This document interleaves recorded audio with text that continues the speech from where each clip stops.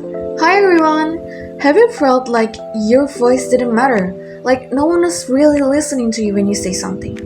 That feeling of being unheard, unseen, and limited is at the heart of I Know Why the Cage Bird Sing by Maya Angelou. This book is more than just an autobiography. It's a powerful story about growing up in a world shaped by racism, trauma, and self-doubt, and how this experience can slowly silence someone. But at the same time, it's also about strength, identity, and the journey of finding your voice again. Through Maya's life, we see how a young girl who once felt small and invisible can transform into someone strong, confident, and unafraid to speak. And that's why this story feels so real, because in some way, all of us have felt like the cage bird, wanting to be free but not always knowing how. Today, in this video, I want to talk about a book that is not just a story but also a voice. I Know Why the Cage Bird Sings by Maya Angelou is a coming-of-age autobiography that tells the story of a young girl growing up in a world shaped by racism, trauma, silence, but also strength. One of the most powerful elements in this book appears earliest in Maya's childhood in Stams, Arkansas, where she lives with her grandmother and her brother Bailey. In these chapters, we already see how deeply racism affects her identity. Maya even begins to believe that she is an ugly black girl comparing to those young white women, showing how society influenced her self-worth from a very young age. Another important moment happens during her time in St. Louis. This is one of the darkest parts of the book, and it completely changed Maya's life. After this traumatic experience, Maya chooses to stop speaking. Completely, she becomes silent. She believes that her voice has the power to cause harm. She once reflects something very powerful, saying that, "I thought my voice could kill."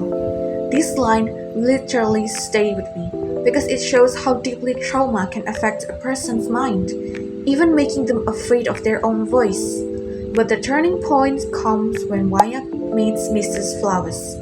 Through literature and kindness, Mrs. Flowers helps Maya slowly find her voice again. This part of the story shows how powerful words and education can be in healing someone. Another moment that stood out for me is Maya's graduation scene. A white speaker reduced the expectations of black students, suggesting they can only succeed in limited roles. This moment is painful because it becomes powerful when the black community responds with pride and unity.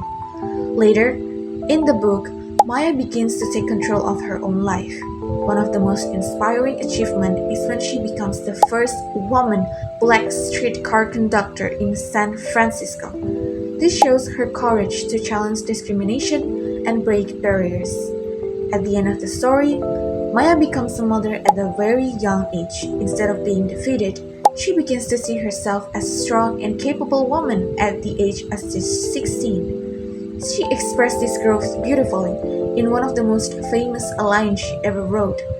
"There is no greater agony than bearing an untold story inside of you." These quotes perfectly represent the entire journey of the books, from silence to expressions and from fear to strength.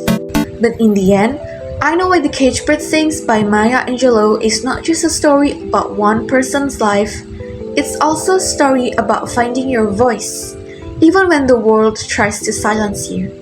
Maya's journeys from pain and silence to strength and confidence remind us that our experiences, no matter how difficult it was, can shape us into stronger individuals. This book may be emotional and sometimes uncomfortable to read, but that's exactly what makes it powerful, because it tells the truth that not everyone could accept. So if you're looking for a story that is meaningful, honest, and inspiring, I would definitely recommend this book for you, because in the end, even a cage bird can still sing.